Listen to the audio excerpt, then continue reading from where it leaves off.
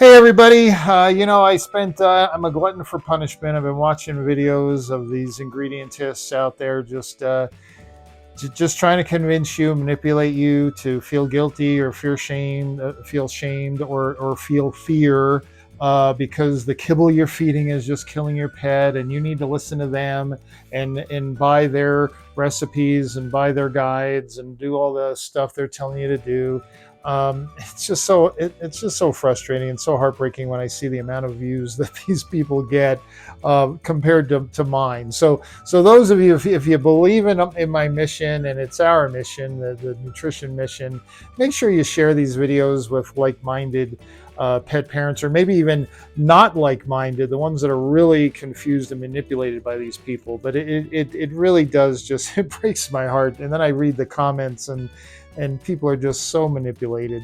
But I was thinking about it, and this came up in the conversation with Dr. Ray, and she said you should definitely do a video on that. And so here you go. This is that video. How do ingredients use truth, something that's true, to convince you of something that's not true? Now, that's not really the definition of a half truth. I didn't look up what a half truth says, but they take something that is totally true. It's not half true. It's true, but the reason they're giving it to you or giving you that statement, is because they know by doing that, they convince you of something that's not true. And that's what this video is about. So if you're into pet food marketing or trying to be smarter than the poor folks out there that are so bamboozled by these people, then stay tuned and let's go through some of the things that ingredientists say that are totally true, but the reason they say it is to convince you of something that's not true. Okay, make sense? Kind of. All right, let's give it a try. Here we go.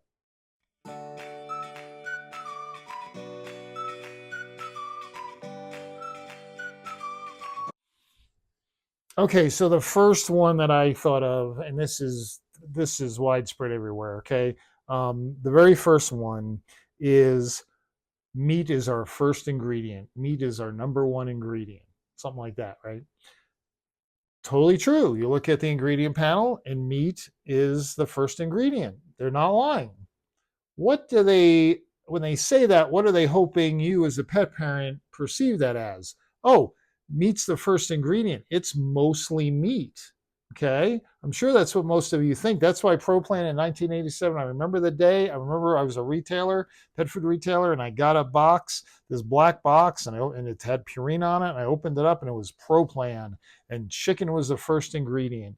They were the first company to manipulate the ingredient panel. And sure enough, it's been manipulated ever since. So you can blame Purina for that, but everybody does it. It's so widespread. You have to do it now just to compete with everybody. Not every diet, but most diets are going to do it. So meat first definitely is true. There it is. It's on the ingredient panel. It's first.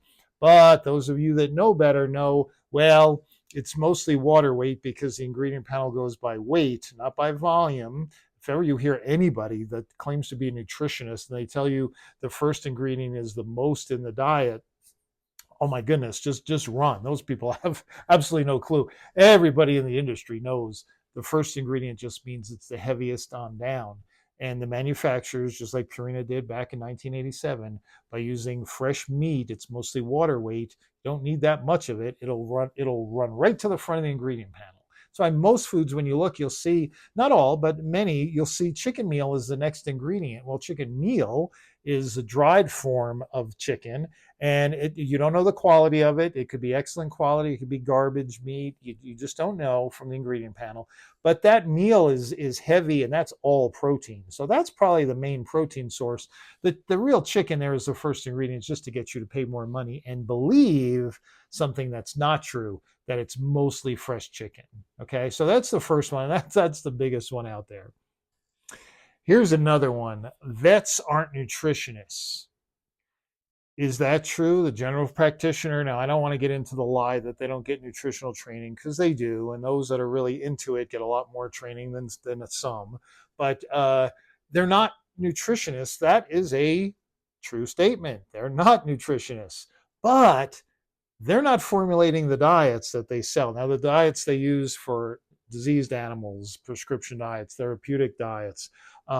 Those are definitely not formulated by general practitioners in the field. Okay, but you're talking the top board certified nutritionists and food scientists and chemists and everybody else out there at that level.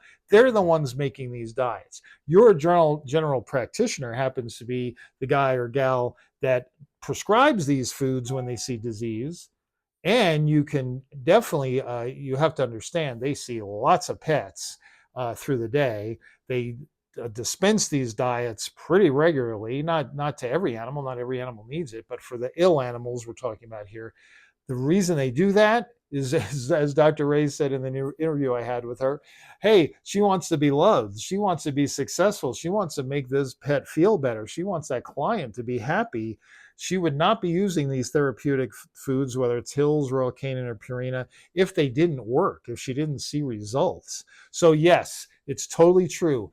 The general practitioner is not a nutritionist, but the people that are making the diets that veterinarians recommend, they're definitely the nutritionists. Okay, we're talking top of the line, and they've got millions of dollars worth of research and years of research, and it continues to this very day. There's new research coming out all the time based on good, sound science, and that's why a veterinarian recommends a food. Okay, they don't have to be nutritionists. Okay, and here's another one that you hear all the time, especially from the holistic veterinarians, which is really sad that they would say this, but they'll say, hey, those prescription diets, there's no medicine in those prescription diets, but you still need a prescription. Now, why would a holistic veterinarian that knows how these diets work, whether they agree with them or not, they know how they work, they know there's no medication in there. Anybody in the industry knows there's no medication, and practicing veterinarians know there's no medication, but they say that again, why? To cause doubt, to get you to think, oh, well, that seems unfair, that seems, to be almost deceitful. And of course, there's been lawsuits that they've gone nowhere, but there's been lawsuits that, oh my goodness, that you need a prescription, but there's no medicine in there. And they repeat that knowing this is one of those, they know it's true. There's no medication in therapeutic diets. It's all nutrition. Now, it's kind of funny. Holistic veterinarians, they love saying how food is medicine. Here's the perfect example of how food is medicine. Here's these talented, really smart people that have done all this research to look at how to manage a disease just through food without medication. And they've come up with the correct optimal profiles of nutrients. They've found the ingredients that deliver those nutrients. They consistently can produce that product. And we've seen over the years, I mean, I saw it every day for 34 years, the benefits of these diets. Okay. So it's just obvious, it's out there. But yet, what do you hear? Now, I understand if a client thinks, oh, yeah, that fancy, expensive food, there must be medication in there that helps dissolve the stones or manage the kidney disease, whatever. I totally understand a pet parent thinking that. But the people that you're hearing saying this, they're veterinarians, okay? They're nutritionists, they know what they're saying is to convince you or to start putting doubt in your mind that your vet is against you. Either they're thieves, they're greedy, or they're too dumb to know they're being used by big pet food manufacturers. So when you hear that, here's another one. You hear this one, you run. When somebody on YouTube tells you, or social media tells you, well, there's no medication in that food, what is that telling you? They know absolutely nothing about how nutrition works and how therapeutic nutrition works. So again, you should just discount everything they say after you hear it. Every one of these half-truths that you hear are a perfect red flag to say, I am not going to listen to anything this person says, which is a shame because they may have some stuff that they say that's true, but I'm not going to believe them. That's for damn sure. I'm not believing somebody that says there's no medication or chicken's the first ingredient or veterinarians don't know anything about nutrition because they're not nutritionists. The minute I hear that stuff, I know where that person's going. They're an ingredientist. They've either been manipulated by social media or they're part of social media trying to manipulate people for what? For money. Okay, let's go on to another real popular one. This has to do with protein because ingredientists love talking about protein. Of course, meat is magic in their world.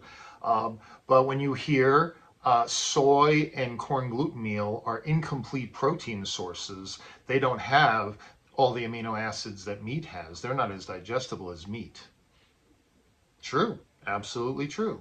So, why do they say that? Because when you then go and look at your food and you see soybean meal or corn gluten meal or corn protein meal, as it's going to start being called now, same ingredient, um, you immediately it sheds doubt that, oh, it's not as good as meat. I shouldn't be buying this food, especially if it's an expensive food. Okay, especially if it's even a therapeutic diet that's managing my cat's urinary stones successfully. But look at these ingredients: soy and corn protein meal. It's not as good as meat. It's a true statement, and they say it again to sell their product. Okay, what's the complete truth is absolutely true that it's an incomplete protein source, but you know what? When we combine soy and liver, or soy and meat, or corn protein meal and meat, or meat and egg, I can go on and on. We could add peas in there. Some people are a little afraid of peas because of DCM. Not sure if that's really true or not, but whatever. What's the point? The point is we can combine a nutritionist will combine different protein sources, each with different digestibility. Talk about digestibility. A lot of that depends on the purity of that meat source, the purity of that plant source, and also how it's cooked. Meat, if you cook it too much, you destroy some of the amino acids. Not much, but some. Uh, Other plant type proteins have to be cooked in order to become bioavailable. So that's all the story that you don't hear from the ingredientist. You just hear meat is a complete protein source, and especially for cats. Cats are carnivores, so they need meat. Okay, actually, that's another lie we have to touch on, right? But the whole point is, again, an ingredientist will start demonizing certain ingredients or comparing them. Red flag. They know nothing about nutrition, and you should not be listening to them. Okay, because the real beauty, the magic of nutrition is combining different protein sources to get the most complete amino acid profile. And in many cases where we're using alternative protein sources, it's what, to reduce phosphorus levels or calcium levels, or do something in the diet to manage a disease. That's why all those alternatives are there, and that's the beauty of it. But again, that's lost on the ingredientist because they just love meat. Meat's magic and everything else is bad, and that's not based on any nutrition whatsoever.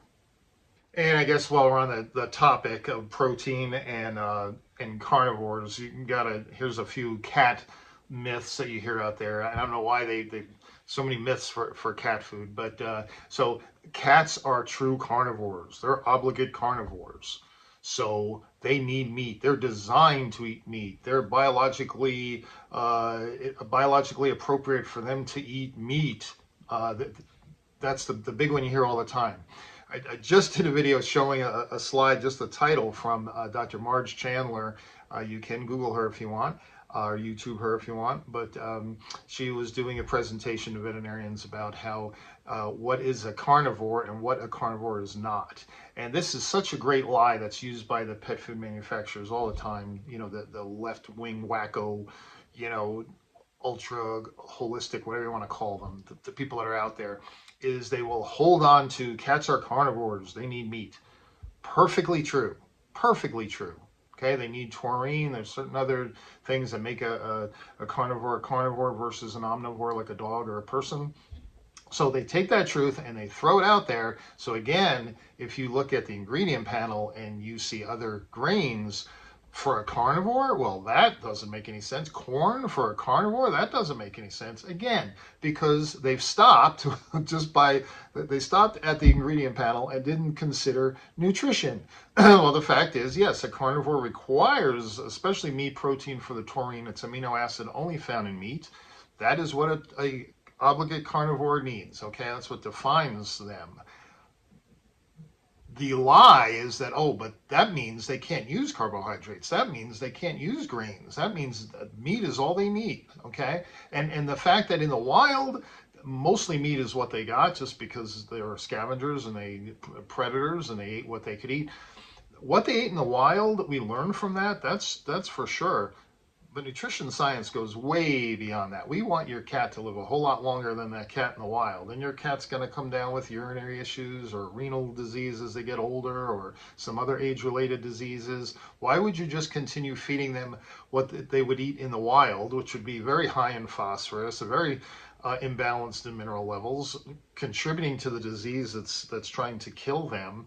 That's absurd. We learn from nature for sure, but that's the beauty of science is we can then take that further to help manage diseases. There's no management of disease in the wild. You get sick or whatever, you're just going to die. Okay, there's no special diets for them. There's no parasite control. There's no pain management. There's no dental benefit. I mean, you really don't want to treat your cat or dog like a wild animal. You really don't. Okay, so that's one of their favorites that they love to use is that your cat's a carnivore. Look at these grains. Why would you trust that company?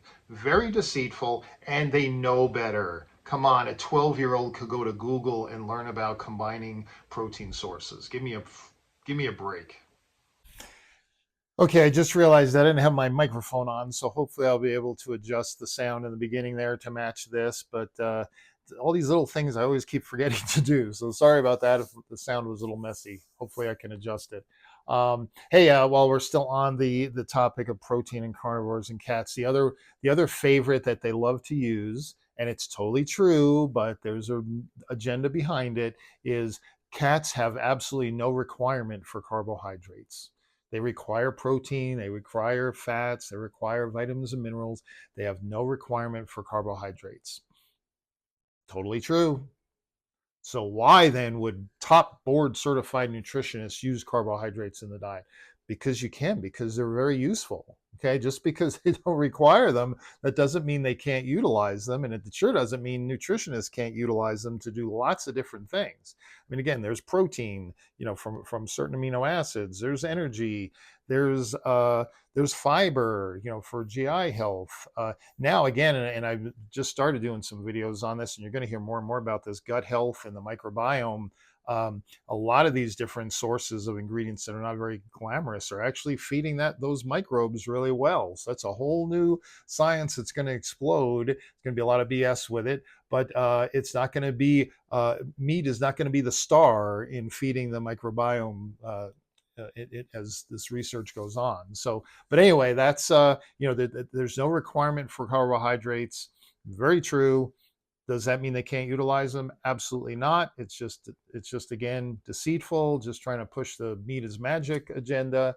And again, when I go and watch these webinars from these brilliant people that travel the world talking to veterinarians and doing all this research, and they will tell you they use carbohydrates. I mean, I talked with a nutritionist in Scotland who's getting her she's studying for the boards right now, and she even sent me a thing on carbs and cats. I mean, the research is out there, the proof is out there, but yet these ingredientists can go to social media where there's no accountability whatsoever and tell you how, well, they'll even go to the point of a lie saying that carbohydrates and dry food and all are actually causing disease. Now that's a flat out lie. That's different than using these truths and manipulating them. So we won't even go to the lies. We'll do the lies another day.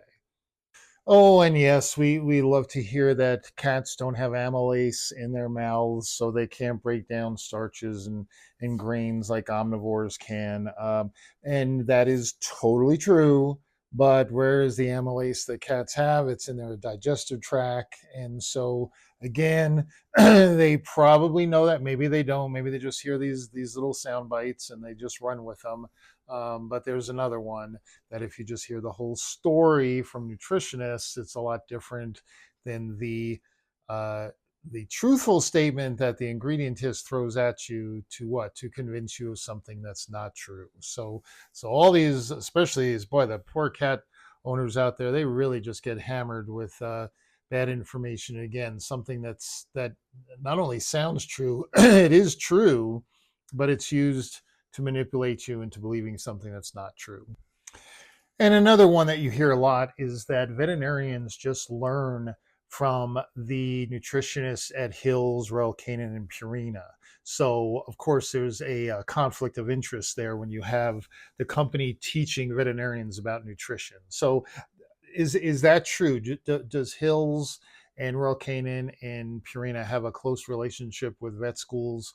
Absolutely, they have. I mean, if I go back to 1988, before Royal Canin and Purina had veterinary diets out there, and the relationship, of course, was very close. Universities and vet schools and Hills Research Center, they all were doing all kinds of work and research, and that's way before premium pet food was a multi-billion-dollar industry. It was back when it was really just science. There wasn't a whole lot of marketing back then.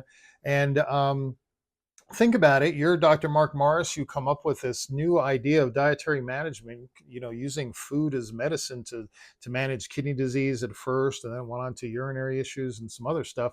But you have these diets. What are you going to do with them? Put them in the grocery store back then, or whatever? You're going to go to veterinarians and say, "Hey, we're doing this research. This is what we found," and they get involved, and they probably help with some of the research, and universities get involved, and it just blossoms into what it is today.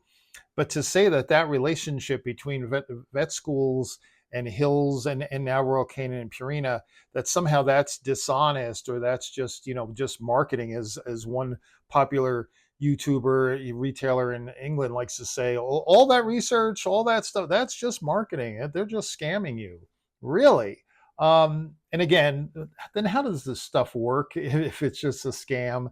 But one, Hills does not literally go. They do send veterinarians that will do guest speakers and stuff like that at vet schools. But most vet schools that I'm aware of, the professors either never worked for Hills or Royal Canin or Purina, or maybe they did a short stint with one of those companies. Why? Because you go to those companies and you get every toy in the world as far as research. You get to learn a lot. Then you go off into independent business or whatever you're going to do. A lot of the names of nutritionists that I remember from my day, most of my guests are retired by now, but some of them are professors at other universities and doing all kinds of stuff. But to think that that's a bad thing, again, who do you want teaching veterinarians about nutrition? The nutritionists that actually do the research and design these diets and have peer-reviewed articles and are working with other independent researchers, and everything's collaborated, and they're doing their best to do what's best for the animals. But no, that's seen by the ingredientists, the people that are trying to manipulate you. That's somehow bad. They're all in it to get. They're like big pharma. They're just trying to make lots of money and harm your animals. When you listen to these nutritionists, and I could give examples, but we're running out of time here with this video. But they really care and they love what they do. Their passion is contagious, and that's why I defend them the way I do. But the fact that Hills, Royal Canin, and Purina now are working with vet colleges and universities, Minnesota Urolith Center, and there's some news just came out of Minnesota Urolith Center that I'm chomping at the bit. I got to do a little more research, but I really want to do a video on it because it's I won't go there. Maybe I should cut this out. But the research is ongoing. That's the exciting part. You don't hear about it when you're just listening to YouTube blabber, but there's some exciting stuff going on. But I definitely want those three companies working with vet schools and with the universities doing research and all, because that's what's going to improve the lives of our pets. So again, do they go in and work with those vet schools? Absolutely. And why would they not? What would you want? You have all this great information, but we're not going to share it with veterinarians. We're just going to put it in grocery stores, or I don't know. What would you do with it if not go to the veterinarians that see the sick animals that want to incorporate these tools into the medicine they provide? So there you go, folks. There's 9 or 10 things that ingredientists will use. They'll tell you something that's true in order to what? To convince you of something that's not true. And they do it all the time. And it breaks my heart because so many people fall for it, and then they repeat it and they send it on, and then it becomes gospel, and it turns into thousands of of views. So do me a favor, if you agree with these things that I'm saying here, please, you don't have to like or subscribe, any of that stuff. Share this, send it to somebody that has a pet, a dog or cat, and that you know they care enough, and they're probably getting sucked into some of this BS. And it just the only way we can fight it is with the truth and the whole truth, and that's what we're going to keep doing here at the Nutrition Mission. And make sure you check out Dr. Ray's channel, Animal Doc Ray. I'll put it up here if I remember, because that's what we have to do. You have to get to good information, and that's what we want to do. Kat the Vet is another one. Check her out. And share when you watch something from any of us that you're like, that it resonates with you and you trust it. You got to share it with folks, because it's the only way we're going to get the word out there. Because the misinformation is just so rampant; it's everywhere. And as always, appreciate you guys more than you know. It is September, so get out, enjoy autumn, the best time of the year. I love it. You have football, leaves turning, cool weather, sweater weather. I just love it. So enjoy it, and we will catch you on the next video.